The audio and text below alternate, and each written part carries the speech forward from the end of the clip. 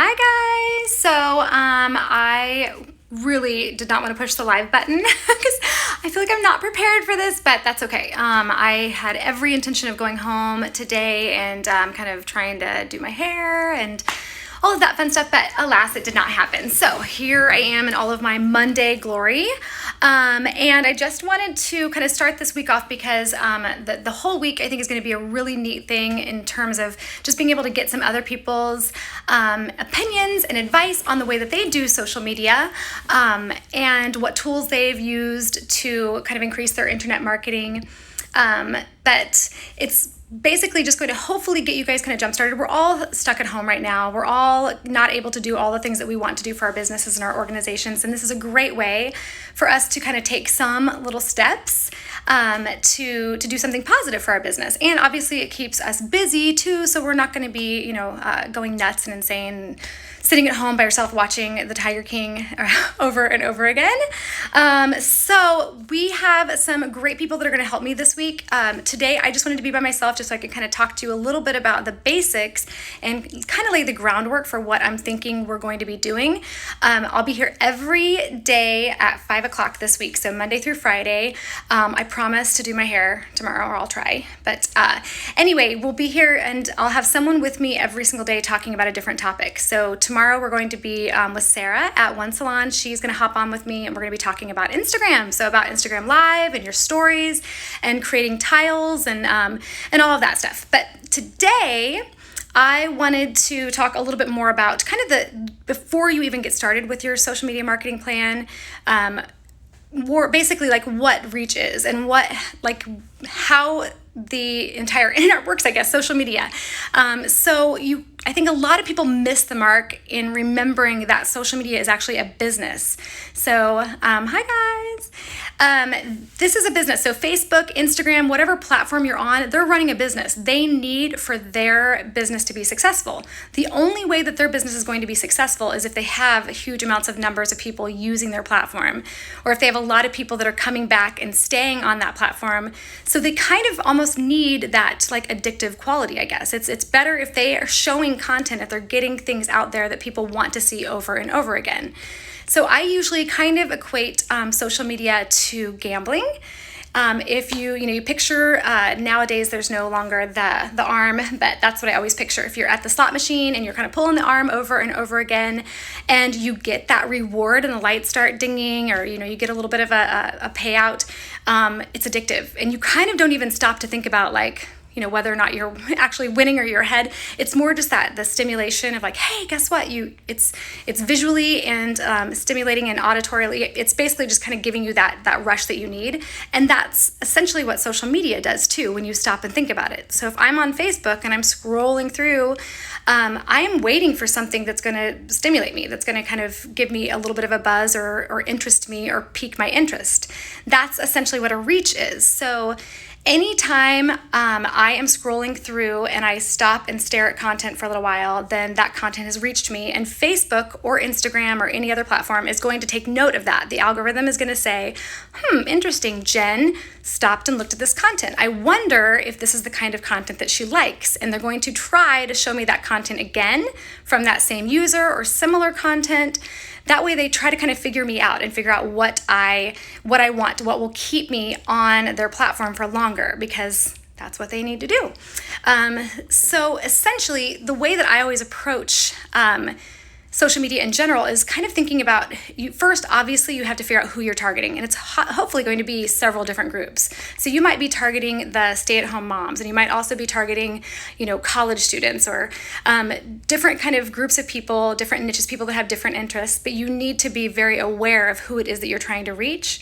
And you also need to be very aware of yourself. I see so many people that are afraid of, being who they truly are, or that feel like they need to stick in, I need to do this exactly this way. I totally 100% suffered from this when I started, because I was really worried about, I thought I needed to be a lot more professional, and I probably do, but whatever. But I really struggled with trying to like present myself the right way, and I don't look like I'm a professional, or I don't look like I'm an expert on this or that or the other. But I started realizing that my voice or my personality, who I am, part of my brand is not just the, orange and yellow in my little logo. It's more than that. Part of my brand is that I'm just me, and take it or leave it. I'm sometimes a little bit goofy, and I kind of make fun of myself sometimes, or I might not always. I get distracted easily. But anyway, that's who I am. And so that's part of who I am. The other part of my brand is that I try to always be very positive. I try to take things kind of lightheartedly, but that's who I am. And then I know the people that I'm reaching. So the people that I'm reaching are all kind of interested in that same message. So it's generally a very positive message or something kind of funny or witty. I try to do that, I guess.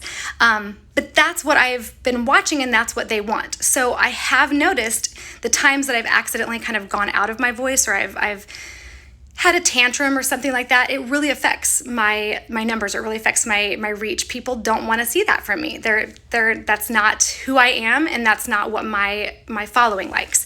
So you really first have to kind of stop and think about who it is that you're reaching, or who that you want to reach, and then what would get their attention. Not about your business. It should be about everything. Like the content that you're putting out should not just be about your business and just trying to sell yourself.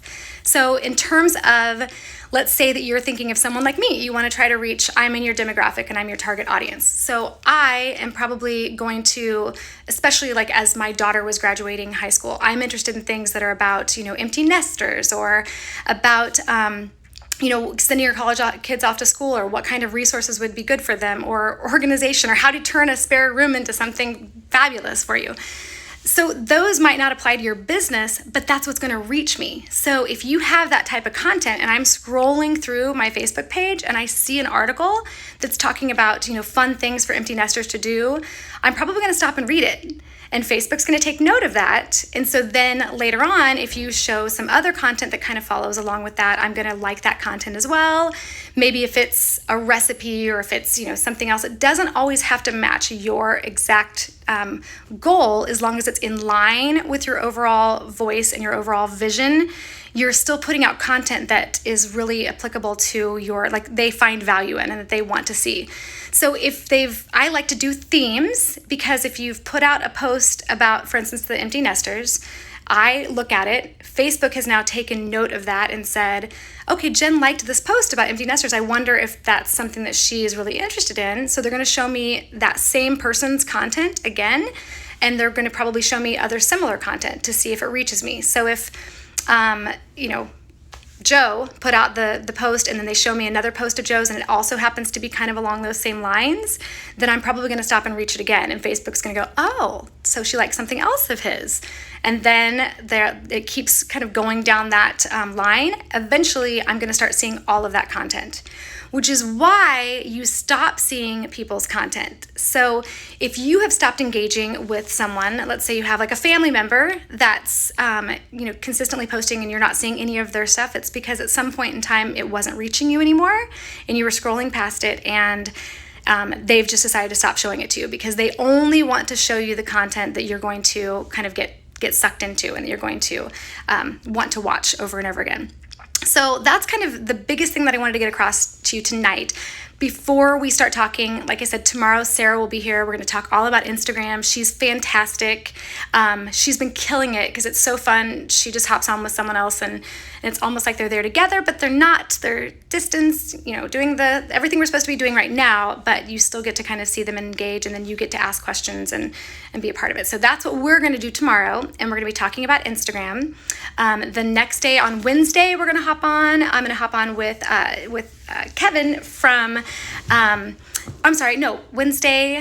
Thursday, I guess I'm hopping on with James Duran. Wednesday, I don't even know who I'm using yet. I gotta figure that out. We're gonna go back to my ADHD right now. I can't even think of who I'm inviting on Wednesday, but we're going to be talking about content creation on Wednesday. Thursday, we're gonna be talking about Facebook and content curation. and so how we can link to, to other things and kind of help that 80-20 rule where we're not always selling, but we're offering value to our clients. And then on Friday, we're actually going to be able to kind of put together an actual marketing plan. So kind of show you how that looks when we use those themes and we try to reach one or more of our target audiences, and we kind of put that together. So I hope this helps. Obviously, not a lot of people could make it tonight, so I had a lot of people ask to record it. I'm going to be recording it. It'll be on my YouTube channel, and then I will make sure that all of these are there for you. You can watch them if you need to or share them. If you have any questions, you guys can always shoot me an email at jen@iambykm.